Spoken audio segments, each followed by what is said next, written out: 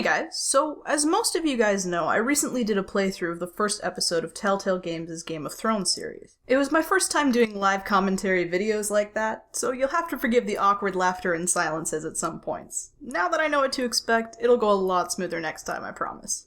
Regardless though, the videos were a lot of fun to make, and I encourage you to check them out if you haven't already. You can see my first-hand reactions to everything there, and check out the game for yourself. But here's my more concrete and relatively more spoiler-free review of it as well. Iron from Ice is the first of 6 episodes to be released. You play as House Forrester, who are a minor house in the north, sworn to House Glover. Although small, they harvest and craft the coveted ironwood, desired from the Dreadfort to King's Landing to build ships, siege weapons, and a variety of other things.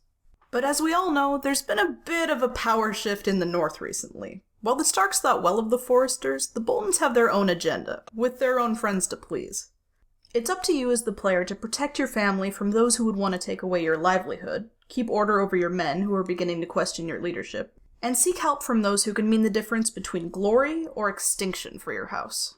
And of course, since this is Game of Thrones, the decisions you make now will affect what happens to you later. The way this works is you're given a multitude of questions, with a very limited amount of time to make a decision, in order to best simulate your gut reaction, and to keep the pace of conversation skipping along at a realistic rate, progressing forward after each answer. This makes up about 80% of the gameplay, the other 20% being some pretty simple quick-time events where you just press or mash the corresponding button that comes up on the screen. I'd love to say that this aspect was so simple that you could just train a border collie to do it, but I do admit to taking a pretty nasty crossbow bolt to the face by accident, so there you go. But aside from making really dumb mistakes, I really cannot stress how easy this is. Even if you've never played a video game before in your entire life, you can manage this, trust me. Going back to the decision-based part of the game, I was pretty disappointed to find out that even after going through the game again, there are some situations where no matter what you do, the outcome is still going to be the same. It's sort of like going to the grocery store and only getting the option of 2 routes to get there. One where you walk by the front of your local community complex, and the other where you walk around the back.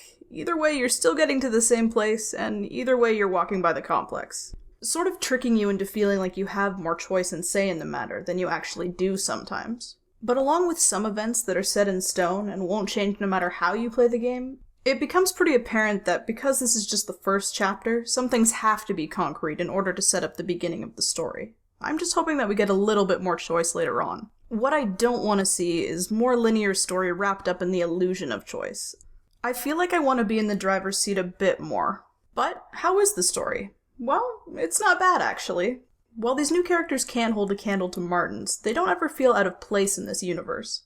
We get personal insight into what the little houses at the bottom are going through, when the people at the top, the ones we get to see in the books and the TV show, play politics and war with each other.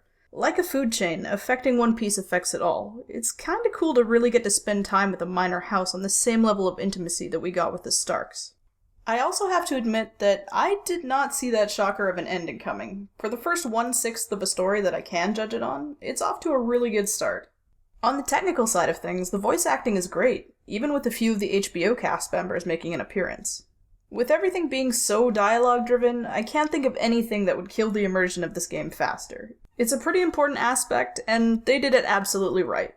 Graphically, the game falls a little bit flat, but it's stylized in this cool kind of oil painting way that it works, and since it's not really all that heavy on action or fast movement like an FPS or driving game, it doesn't really need to have state-of-the-art graphics. Just enough to get away with the odd bit of fighting, and to recognize the reaction in someone's facial expressions.